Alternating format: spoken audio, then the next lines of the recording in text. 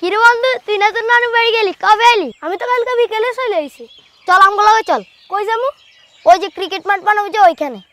আচ্ছা চল তাইলে। আচ্ছা। সারাদিন তোর নানা বাড়িতে কি? আরে এমনি গেছিলাম আর কি।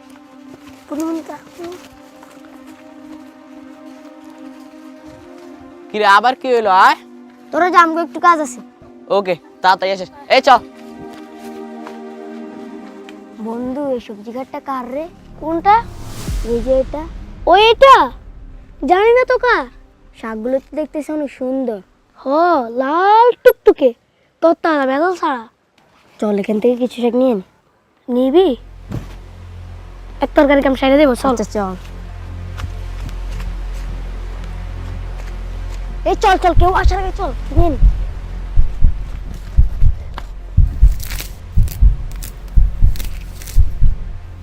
এই তাড়াতাড়ি কেউ দেখে নিলে সমস্যা আছে।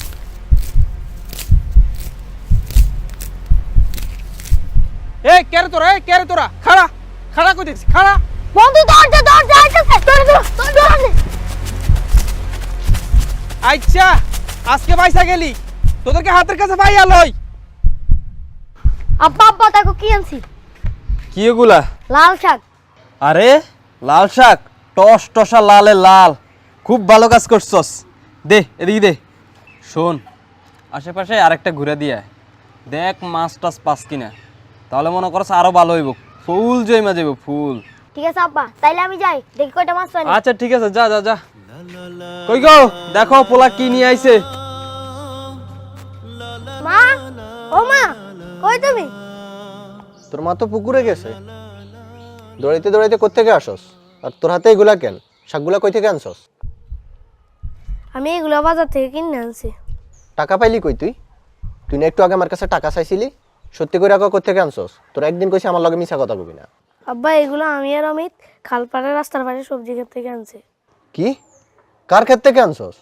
তারে কই আনছস? না, আমরা এমনি নিয়ে এসে পড়ছি। তুই জানোস না অনুমতি ছাড়া কারো জিনিস নেওয়া চুরি? আর চুরি অনেক বড় গুনাহ। আব্বা, আমি অমিতের লগে মজা করতে করতে এগুলো নিয়ে এসে পড়ছি। আমি তো খেয়ালই করি না এগুলো যে চুরি। আমার ভুল হয়েছে, আমি আর না বলে কারো জিনিস ধরবো না। ঠিক আছে, যেখান থেকে আনছস যার জিনিস তারে দিয়ে যা। খাড়, আমি একটা ব্যাগ আইনা দিতেছি, ব্যাগে করে নিয়ে যা।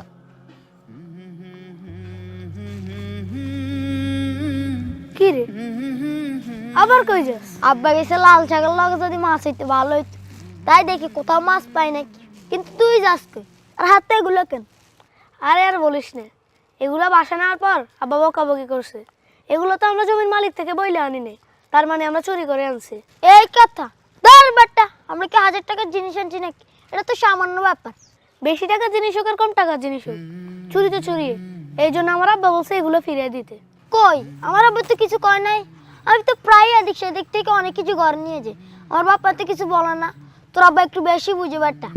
না না বন্ধু, এটা আমাদের মোটেও উচিত হয় নাই। যা তোরগুলা নিয়ে আমরা একসাথে ফিরে দিব। আরে আমারগুলা রাইন্দা ফেলছে, তুই যা তোরগুলা দিয়া যা যা। আমি চাঁদকে বলি তুমি সুন্দর নও আমার আব্বার মতো। আমি চাঁদকে বলি তুমি সুন্দর। কি রে, তুই নেই মাত্র শাক চুরি করে দৌড় দিলি, আবার ফেরত আসলি কেন? তোর বাপ সলমান মিয়া তো ভালো মানুষ, তুই চুরি শিখলি কার থেকে? চাচা, আমার মাফ করে দেন। আর এই নেন, এগুলো আপনার ক্ষেত থেকে নিয়েছিলাম। আমি না বুঝে নিয়ে গেছিলাম, মনে কষ্ট নিয়েন না। তো নিয়ে যেহেতু গেছই, আবার ফেরত দিতে আইলা কেন? আমি জানতাম না এইভাবে দুষ্টামি করে কারো জিনিস নেওয়া যে চুরি। আমার আব্বাই বলছে চুরি করা মহাপাপ, এই জন্য। তোর এই কামটা দেখা আমার মনটা ভরে গেছে বাপ।